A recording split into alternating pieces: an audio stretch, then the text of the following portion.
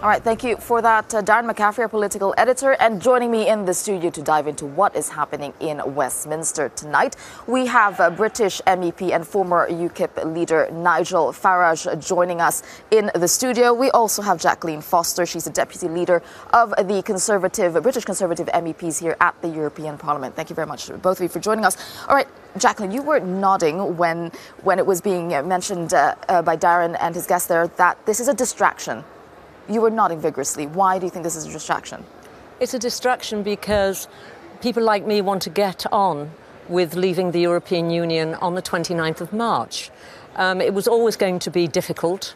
What I do know is clearly on both sides of the party there are those who really very much wanted to remain.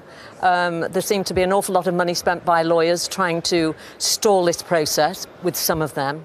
And then, of course, as mentioned on the other side, we have Brexiteers, fellow Brexiteers, and I don't think whatever deal she came up with, again, that they'll be satisfied.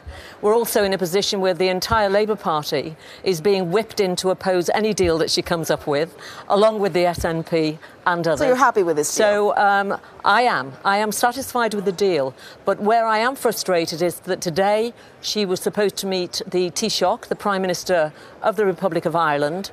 She spent time yesterday with other leaders because clearly there are some concerns in terms of some of the detail, I think, and confidence with regards to the situation of Northern Ireland when we leave. And I am originally from Northern Ireland, my family. Right. So, of course, I think we have a real interest in that. And I think there are some colleagues who do need a little bit more clarity and reassurance. Nigel, the future of Theresa May and future of the Brexit deal, do you think those two are intertwined and cannot be separated? Not today. It's a very ironic position. Look, I love to be a contrarian. I love to predict surprises. She's going to win comfortably. That's pretty clear. A third of the Parliamentary Conservative Party are on the payroll, and Turkeys very rarely vote for Christmas. And most backbench Tory MPs aren't particularly principled or ideological on Europe. They just want to keep their jobs. So she's going to win this. My guess is 200, 100. I mean, something of that order. So she stays on as Prime Minister, and yet, and here's the irony, her deal is no closer to succeeding. And the fact that yesterday she was in The Hague, Berlin, Brussels, she's back tomorrow for the summit, the fact is, when this lot here say they're not changing the withdrawal agreement, they mean it. I expect tomorrow night she'll come back with a codicil, a form of words, giving a bit of general encouragement, but legally nothing will change. So no, she stays as Prime Minister, but the deal is no nearer to passing, which is a very strange place.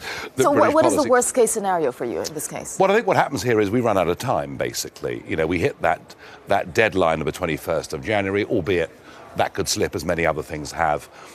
My view, and this is not what I want us just to leave, but my view is we will face at some point in late January a choice, which is leave on WTO terms and get on with our lives, or we face the horrendous prospect of coming here and asking for Article 50 to be extended. And I think at the moment there's such gridlock in Parliament. There's almost not a majority for anything in Parliament. And I feel we're headed down a road where Brexit gets delayed. I mean, you also want to leave. You're also Brexiteer. But do you agree with Nigel in this sense? Not necessarily on that process. Because I don't believe it's in anybody's interest to start delaying or playing around now with Article 50.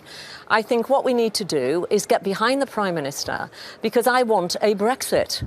There isn't another game in town, and for people that sit there thinking the simplistic world of running on WTO is the answer, they are wrong too.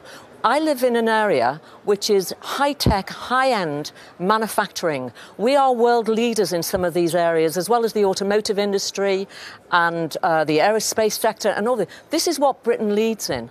And we are cross-border manufacturers. And our businesses and industry and people that work in them need some certainty. And this procrastination and this playing around and petty politics and vendettas and me, 15 minutes of fame, as what Andy Warhol Wales said, I am absolutely sick and tired of it too. And so are the British public. We need to get on with this process and we need to leave on the 29th of March. But the backstop is not petty. The backstop actually is very, very fundamental. Do you know, even I, as an avowed Brexiteer, could have accepted this deal. Wouldn't have been perfect. I could have accepted it if I thought we're leaving and there's a chance to move on. The problem with this deal and the problem with her accepting the principle of a backstop is that legally we can never leave this unless the other side allows us to. Now, that is not something that any free country would ever willingly go into. And Jackie, you're going to have to face this. If this deal cannot get a majority in Parliament, and that looks pretty likely at the moment, you know, that is the choice we face. Basically, it's WTO or it's suspending Article 50. Well, I have a different view on the backstop. The backstop is an insurance policy, and it's not in the EU's interest to actually go into the backstop. If it is that we got to a position and the EU started to play games in terms of being in the backstop, it would restrict the European Union from, again, negotiating third country trade deals if they have 27 members and then a sort of UK that's neither one thing nor the other. So it is not. We can't leave it. It is a joint decision. We can't leave it. It will be a joint decision. It will not be a free will decision of the British people.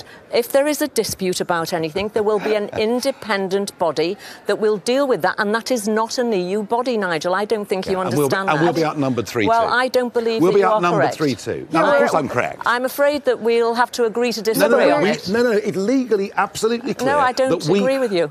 Your own Attorney General said in the Houses of Parliament, we cannot unilaterally withdraw from this. And that is the problem. That is the problem. And that is why I don't think this will get a parliamentary majority. We'll see. Well, I mean, where this is going, I mean, two Brexiteers having completely different ideas of what Brexit means. I mean, it doesn't bode well for those who are, Brexiteers. Well, I mean, look, the Prime Minister has made a cataclysmic political mistake. You know, she left Downing Street at 4:15 in the morning on the 8th of December, 2017, to meet a deadline set by an unelected European bureaucrat called Barnier. She signed up to something called the backstop, and we've been in trouble ever since then. Okay.